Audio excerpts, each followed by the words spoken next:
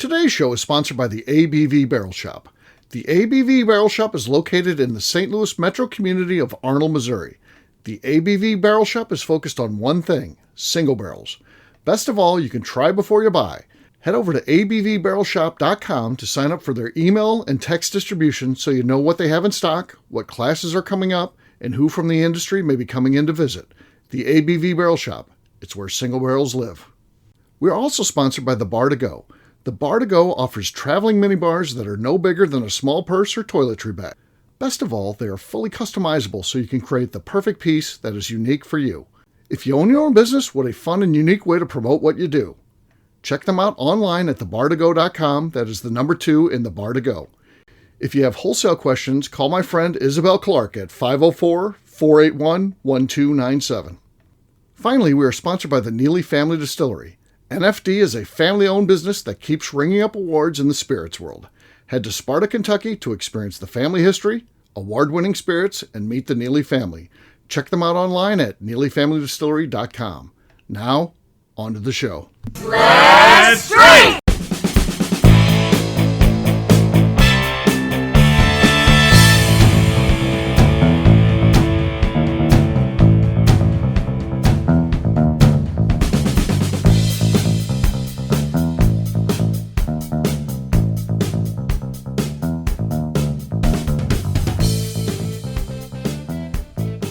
Welcome to the Bourbon Daily, the podcast about everything bourbon delivered to you every day of the week. Today on the show, we talk about Old Crow. My name is Miss Beka Sue. Please join me welcoming my co-host Steve Akeley, as well as our special guests, Jason Bronner, Tim Swyatt, and Darren McElroy. Hey gang, what's up? Howdy. What's happening, everyone? Hey, y'all. Hey all. Got the Bronner on here. This is a rare treat. He's so busy these days. So yeah. Hey, what's going on? Not much, man. Where are you at? Are you at your house? I'm at my home. Oh, that's right. You got a new house. That's why I haven't. Believe it or not. Yeah. I haven't seen inside the new house, so I was wondering where the hell you're at. But that's right. It's a new place. New place. Yeah.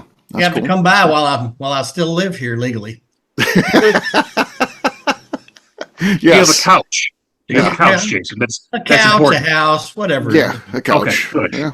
A pool or a pond. Pond be good for me. Pond would be good. Yeah. Well, Tim said there's something he just has to get off his chest. So what do we got here, Tim? How can we help you today? What do you want to talk about? So I've seen in the news that Six Flags and Cedar Fair have now merged. And I was reading an article in one of my favorite financial publications stating that cruises are now outselling theme parks. So Disney World, Six Flags, Cedar Fair, they've all gotten so damn expensive that cruises are now taking over as the rite of passage. And I can't stand cruises. Now, I can understand a theme park, but it's interesting that it's theme park or cruise boat. That seems to be the choices right now for revenge vacations. And the numbers are pretty astonishing. It's about 20% cheaper on a cruise versus a theme park, which I thought was very interesting. So are you theme park people or are you cruise people? Oh, this is easy for me. Theme park. I mean, because there's an exit strategy. You're on a cruise, you're stuck. Yeah. For whatever the time it is, you're done. And I don't like it. And again, I know if I go to a theme park, everything's overpriced. But at least I'm going into it knowing that. And I can't do a cruise. I don't know. Well, it's not my thing.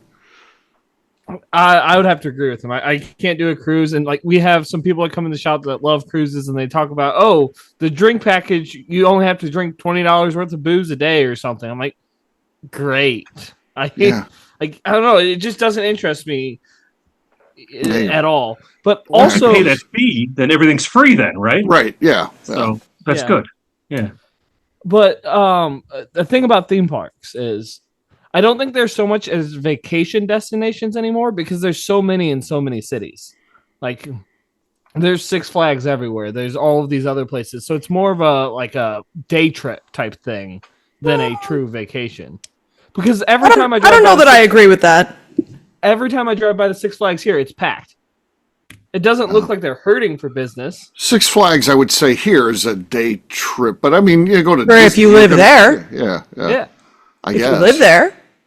I guess, but I would be pretty disappointed if I didn't live here and I drove in and I went to Six Flags. And I'm like, we're going to be here all week, folks. Get ready. Yeah. I just don't think it's an all week thing. I think it's a 1 day thing that you can do.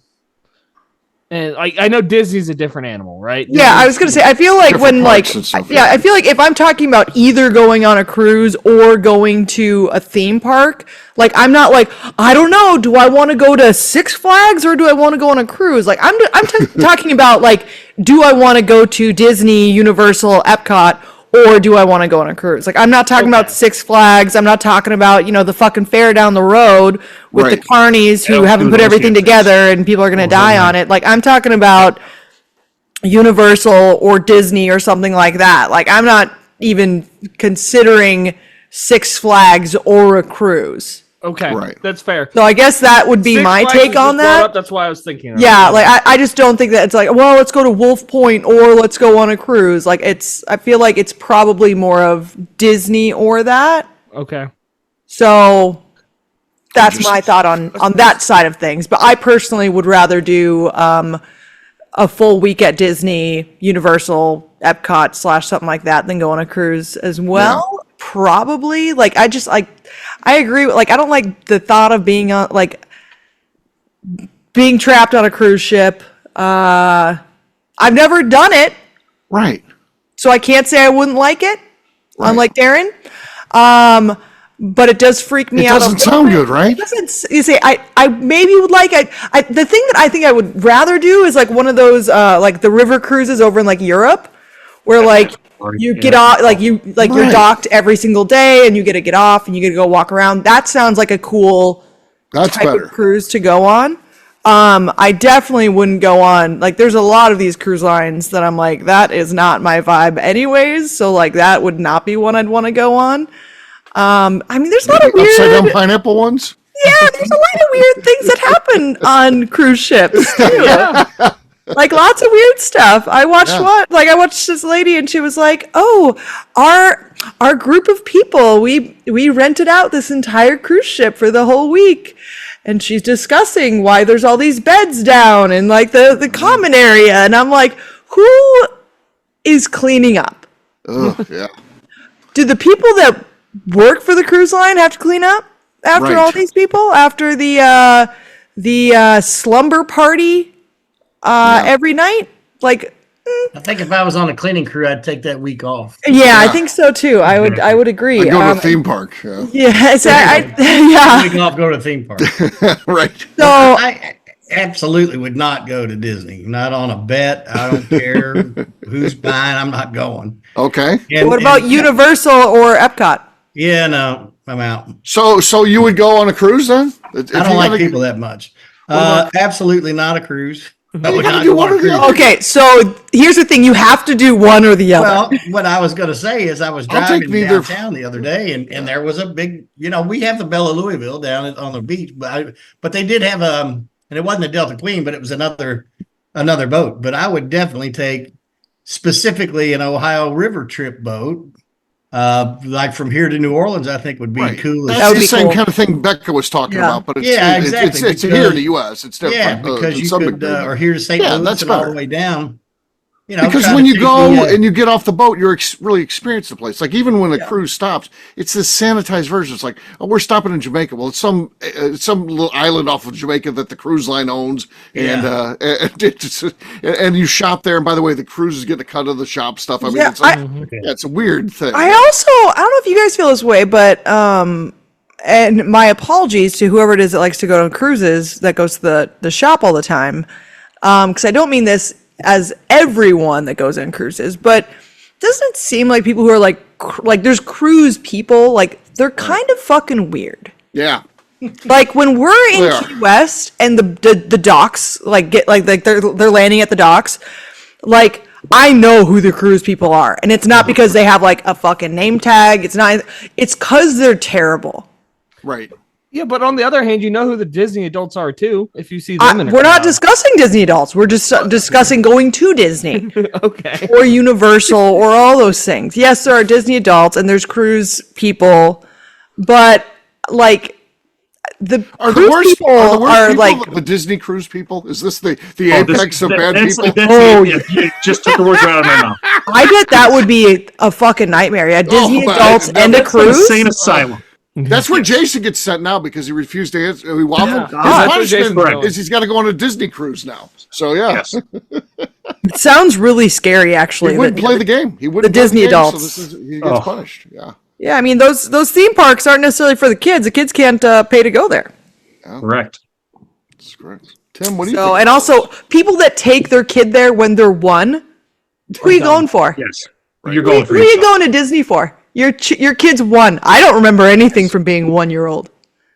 I didn't want to take my kids to a church picnic. So many At people around. At 1? At Well, 1? yeah, because you got 1-year-old? the stroller, and I want to drink beer, but muscling that stroller around through people, it's like absolutely not. Have you seen the strollers these days?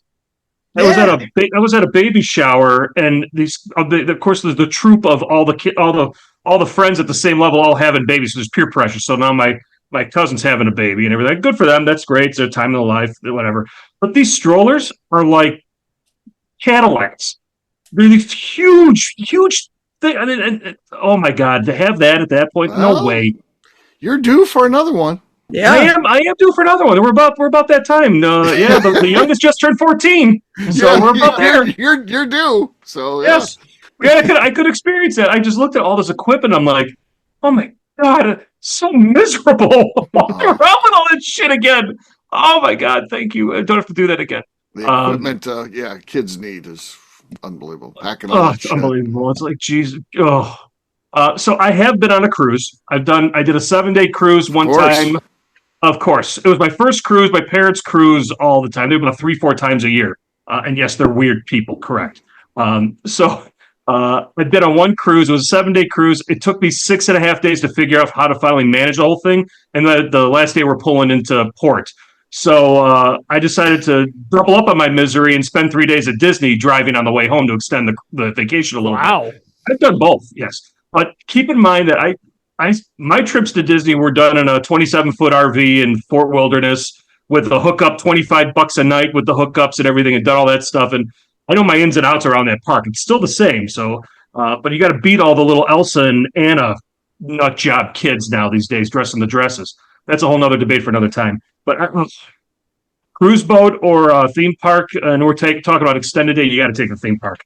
If I'm going to get norovirus or some sickness because somebody preparing my food washed their ass with their hand, at least I know I'm on ground and have something local than on some boat and just keep on passing stuff to each other. I have no interest in that. And everyone on the boat gets sick, and then they have to quarantine the ship, and then you're just lost at sea for like months. Like, what the fuck? I don't think so. You're in a floating hospital. I would rather go to and also like I don't really want to go to Disney. Like Disney's not my thing. Like I'm a Universal and Epcot person. Like those are what I'm going to go do. I like Epcot. Epcot's That's where I love Epcot so much. You should go to Epcot. Yeah, I fucking have a good love time. I'd like that. If you had to go, Epcot.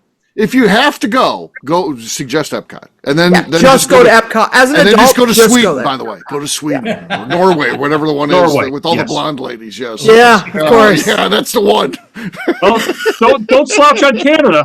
Mm-hmm. Don't slouch on Canada. There's a pro tip there, boys. Did you see that they just announced that they're expanding Disney? They're gonna do a Villains Land.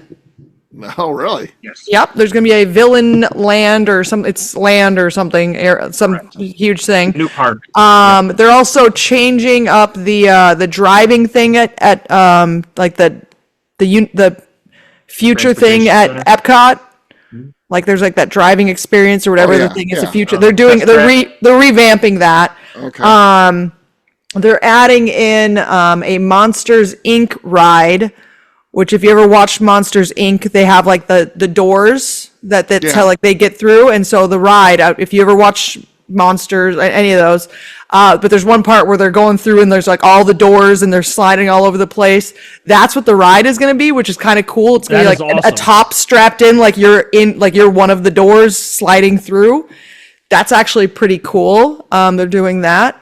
They're also expanding the Star Wars universe with a Mando and Grogu ride, I think, of some sort.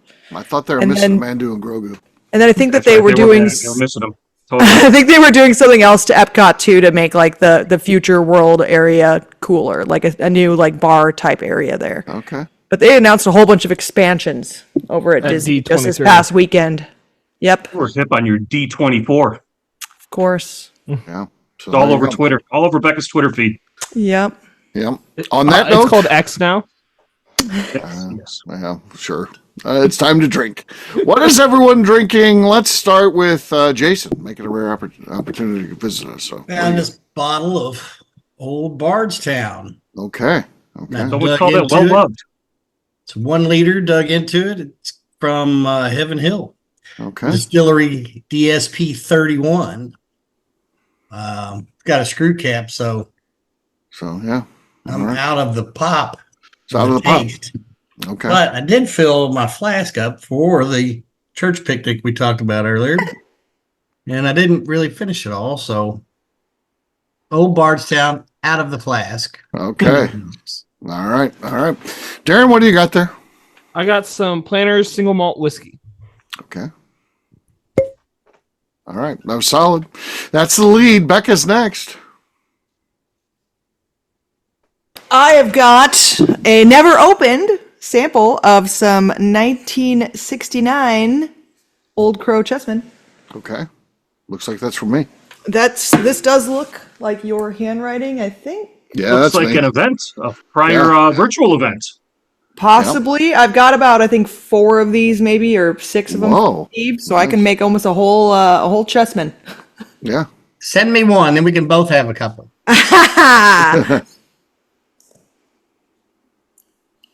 Very little. Screw top. All right. Tim.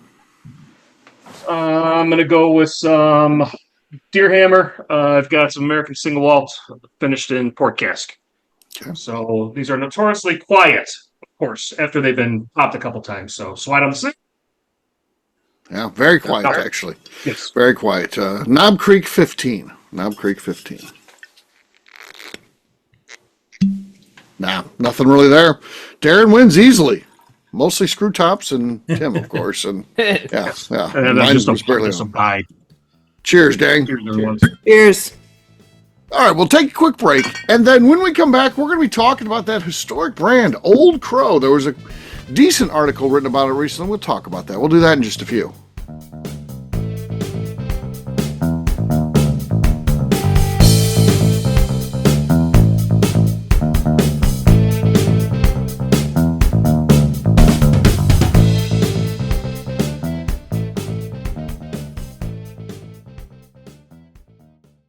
Okay, let's talk about the people that make these shows happen. First up is the Stave and Thief Society. Via their in-person class at Moonshine University in Louisville, Kentucky, the Stave and Thief Society is the place where you, a bourbon enthusiast, can expand your knowledge and emerge an executive bourbon steward. In 2017, I completed my executive bourbon steward certification. It's the most comprehensive bourbon certification available and connects you with an expansive network of bourbon enthusiasts and professionals. Check out the full listing of in-person and online certifications and join the society today by enrolling at staveandthief.com. Speaking of executive bourbon steward certification, the ABV Barrel Shop in St. Louis, Missouri has developed a unique partnership with the Stave and Thief Society to offer a preparatory class to assist you in getting your executive bourbon steward certification. This prep class costs only $25 and is available to take live or online via Zoom. Graduates of our class receive a coupon code good for 15% off your executive bourbon steward certification held in Louisville, Kentucky. This saves you almost $90. Additionally, you can collaborate with fellow attendees to split travel costs when you go to Louisville. If you're interested in signing up for the class, simply head over to abvbarrelshop.com and check out the classes and events page. Last but not least, we are sponsored by Neely Family Distillery. Royce Neely is the 11th generation distiller in one of America's oldest distilling families. A visit to Neely Family Distillery takes you through family history, where you can see all the artifacts and newspaper clippings through the years from this family that started distilling in America after James Neely arrived from Northern Ireland in 1740. Today, Royce Neely and his team are crafting some of the best spirits in America. Their bourbon and absinthe offerings keep winning top honors in the spirits competitions. Recently, their absinthe made history as the first platinum winner in the absinthe category at the San Francisco Spirits Competition. Neely Family Distillery is definitely a bucket list destination if you are a bourbon fan. Learn more about their spirit offerings, visiting their facility, and the wards they have collected over at NeelyFamilyDistillery.com. And now, back to the show.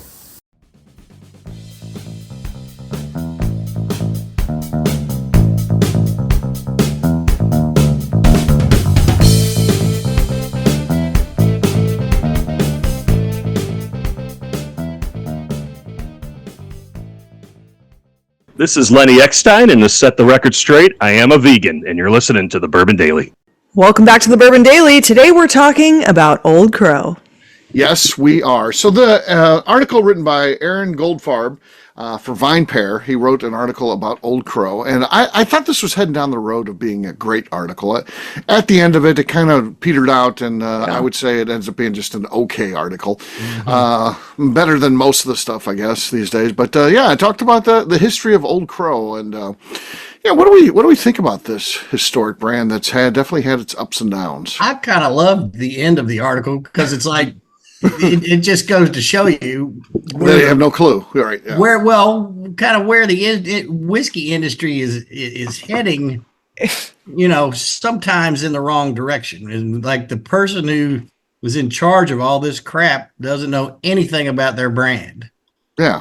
And How do you not know the Chessman? Yeah, She had no clue. that ending, that pissed me off. Right.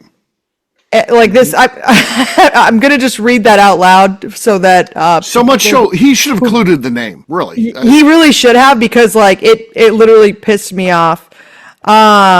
Indeed, at a recent press event, a Jim Beam executive grilled me on ideas for selling more white label, seemingly having no interest in my thoughts on how to sell other brands in its portfolio, but especially Old Crow, which I continued to bring up.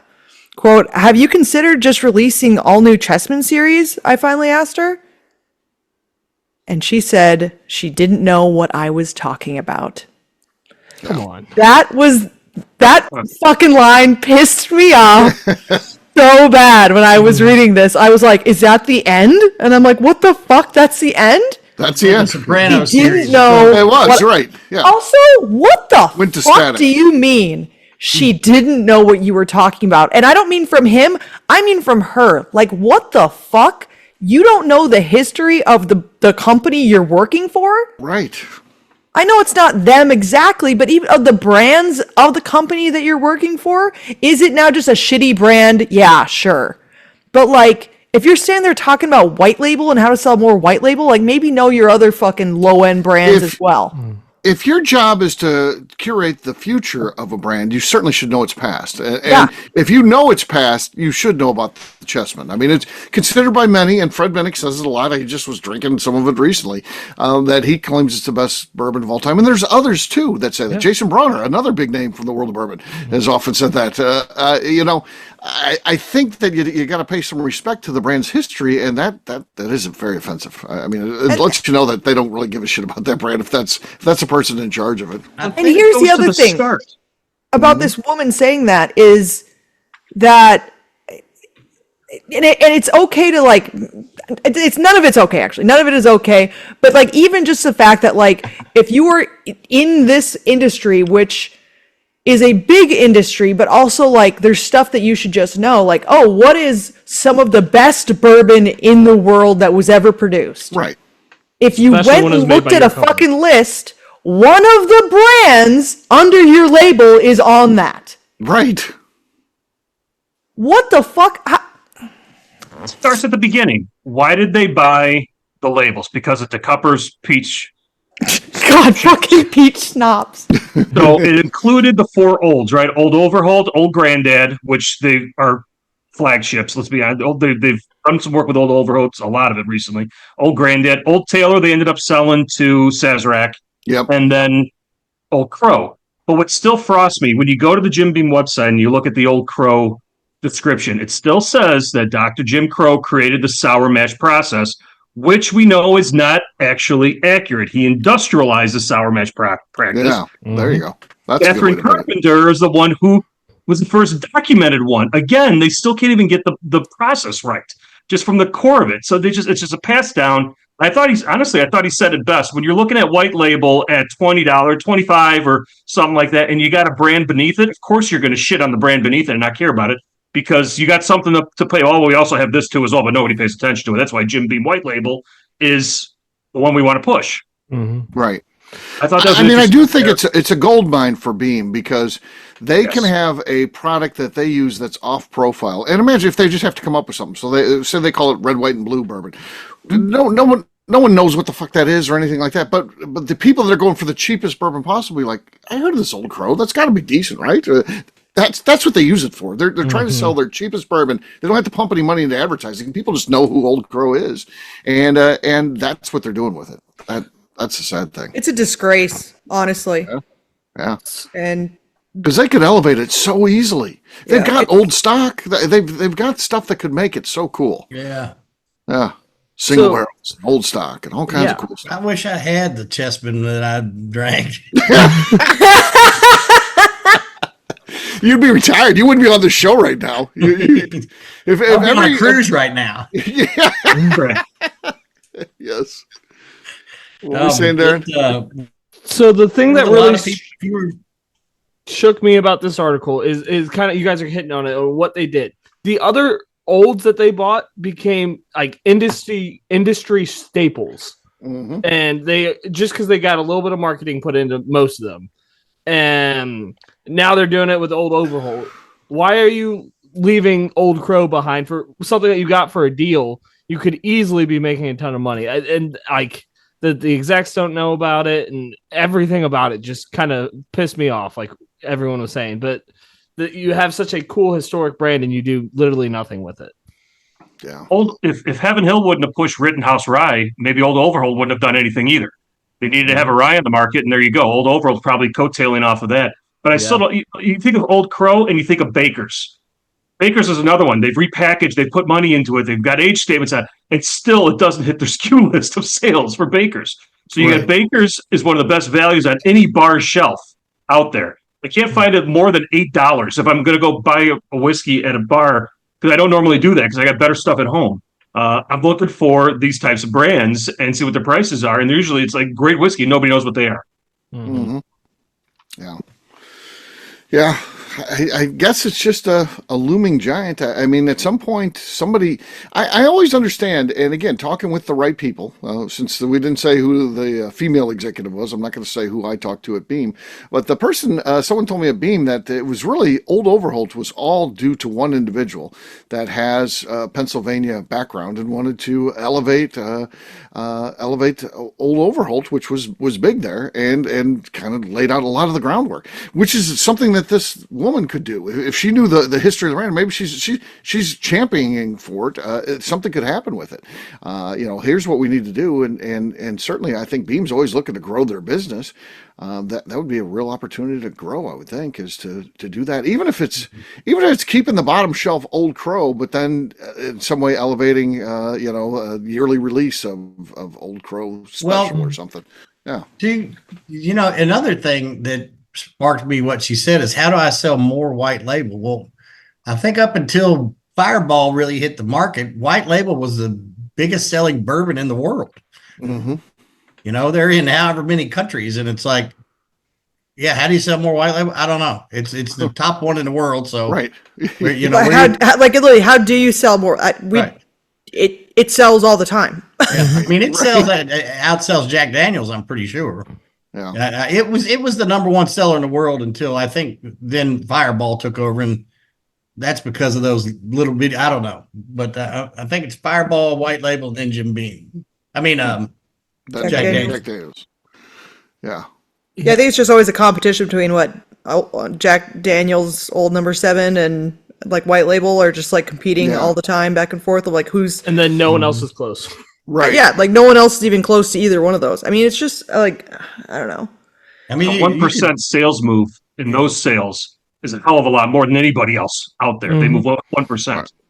And you could probably, with some little bit of marketing, you could probably do 25-50% on Old Crow if you start doing like they did with Old Overholt. They did the bonded, and then they did the 10-year cask strength release. And if you start doing stuff like that, you're all of a sudden selling a lot more cases. The price doesn't have to be absurd, but Do it the Buffalo Trace way. When in doubt, just make another label and it will sell. It's clearly working for them, right?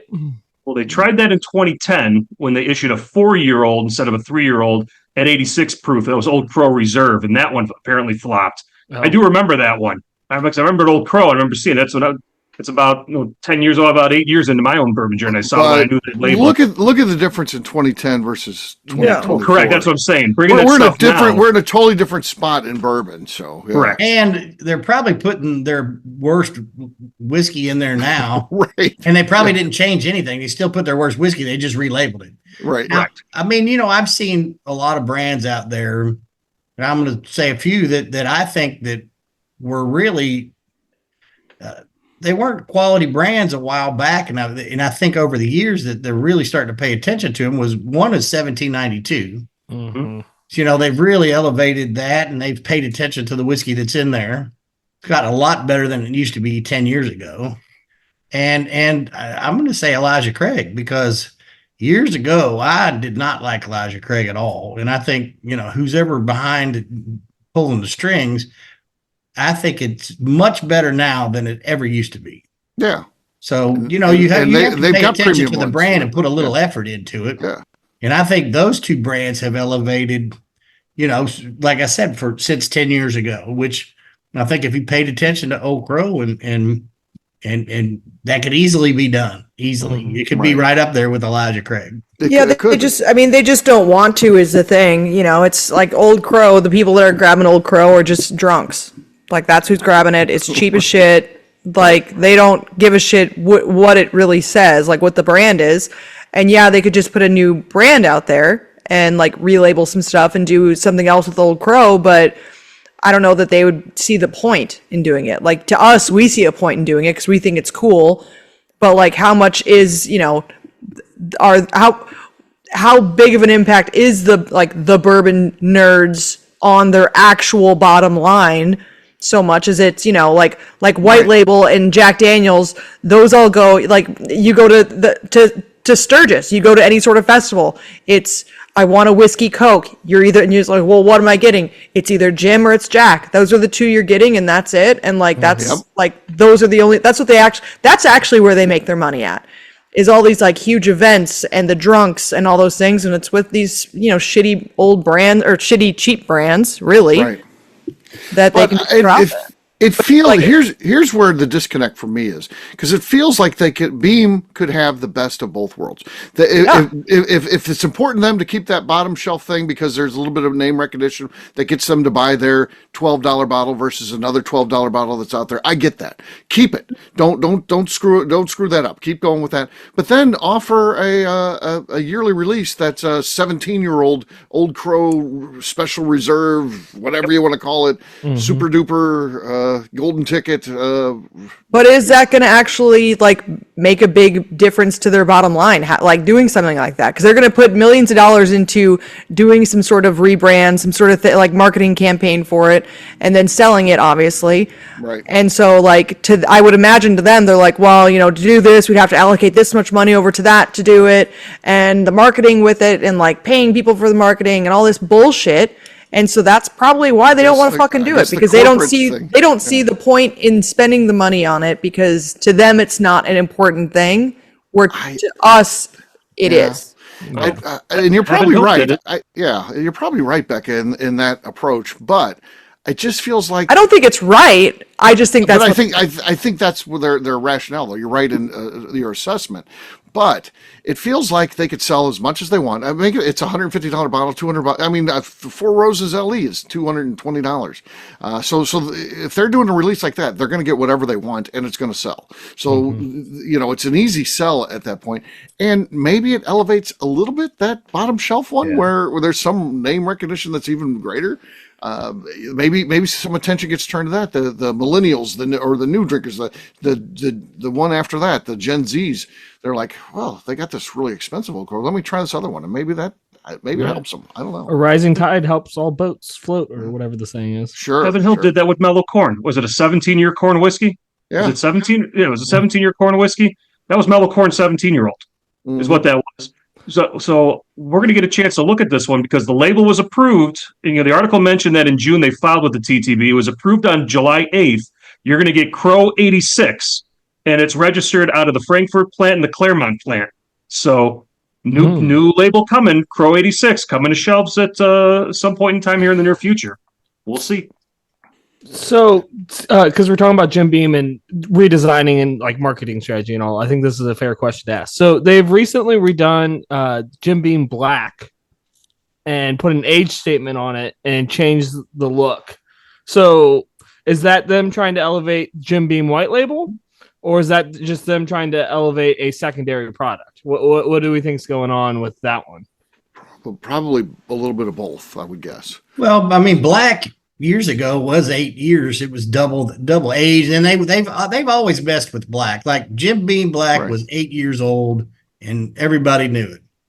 And then when the kind of the thing hit, there's a little squeeze on bourbon. I think they were putting it was like double aged, which then it came up. It wasn't 8 years old. It was just aged double, and then They just messed with Jim Beam Black for a long time, and I think they're bringing it back to what it used to be maybe 10 years ago, which was a solid 8-year bourbon. Right. I think they've lost a lot of market share with that when they messed with it the first time. So I think they're just trying to get back where they were and obviously elevate it a little bit. I don't know that elevates White Label, but it's something to say. Yeah, I'm not drinking White Label. I'm not going to put it in Coke. Give me a Beam Black, Yeah. 1792 probably took some of that market share because what we learned at, Beka and I, we were at that event at the Brindiama House where we learned that 1792 is at minimum 7 years old. Everything in those bottles are at minimum 7 years old. Obviously, 12-year-old is 12-year-old. But you look at all the whiskeys coming out too. They all want to be ultra premium. There's so much in the ultra premium category. You start going on the categories down the shelves where they're at, and what we can do to be the top selling in that one category. So what Jim Beam Black would be premium. It's not ultra premium. Maybe it's premium, and then you have your shelf, and then you have your bottom shelf. So where are they at in the categories? What they're trying to do there? And Darren, to your point, I think they may have probably lost some market share in the one category, so now they got to do something about it. They can't get away with it anymore. And now, everybody wants age statements again after we've been dealing with 6 years of no age statements. Right. Yeah. They've been trying to educate us on why age statements are bad. Now they're right back to age statements are good. You need an age statement. Yes. Age statements are big. I already heard it at one of the most recent events I had is like, I won't drink anything under 6 years old. And I'm like, are we here again? Are we here again? We're really here again? Those are my favorite people to come into the shop. Come and see me if you think that's true. Because but he also was a big bourbon guy, so that kind of told everything I needed to know. Yeah. Well, there you go. There's a little bit about Old Crow, what's going on.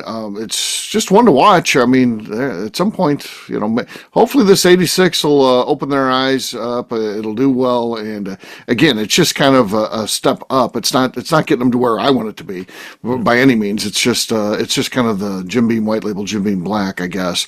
The equivalent of the bottom shelf version of that, I think, is what we've got there. But hopefully we can, elevate and get some other bigger stuff out of that. That'd be cool. So on that note, we'll wrap this one up as we always do by talking about where people can find us. Darren, we'll start with you. Where can people find you? You can find me on Instagram at The Bourbon Adventures. Tim? You can find me on Instagram at SwyGuy2112 and on YouTube at Our Flagship Whiskey. Jason?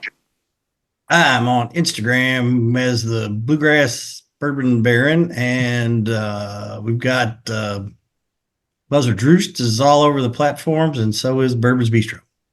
All right, good. Are you on TikTok still? Shh, they don't know that. Oh, I'm still the bourbon redneck on TikTok. Put that out of the show, Steve. I guess I gotta edit. do some editing. That's my own fault there for asking a question. God forbid. All right, Beka, how about you? You can find me on Twitter and on Instagram at Miss Beka Sue, 1K, no C's. All right, for me, I'm an easy guy to find. I'm at Steve Akeley, Twitter, Instagram, or Facebook. I've got a website, steveakeley.com. We've also got a company website. That thing's abvnetwork.com. Check it out. Everything that we do is out there. Previous shows, blogs, so much more. We've done a show where we've suggested ideas for uplifting Old Crow on the Bourbon Daily. So check that out online, abvnetwork.com. Come by and see us, the ABV Barrel Shop. You never know what we've got in stock. New things are arriving all the time. We're available online at abvbarrelshop.com. Ms. Beka Sue, anything else to say before we get out of here? I just like to remind the audience to please give us a 5-star review that includes comments. It helps people find the show, which is very important to us. If you like what we're doing, we ask you please visit our Patreon page at patreon.com/the ABV Network. Great job today, gang. For our audience, we'll have a brand new show for you tomorrow. Looking forward to that. Until then, take care, everybody. See ya. Bye. Hey, everyone. See y'all. Peace.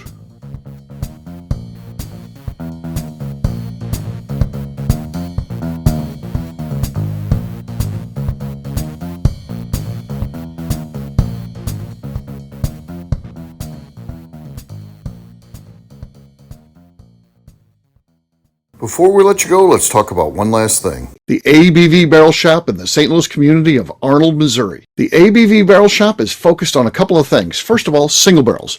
We are the place where single barrels live. We go to distilleries, taste through the whiskey, select the best barrel, and have it shipped to our store where we present it to you, our customers, by allowing you to try before you buy. We're also known for the classes that we have in our education center in the store, as well as the events we have with industry professionals from the bourbon business. If you are in the St. Louis area, please come by and visit us at 6 Fox Valley Center in Arnold, Missouri. Or at a minimum, at least sign up for our email and text distribution so you know exactly what's going on in our shop over at abvbarrelshop.com.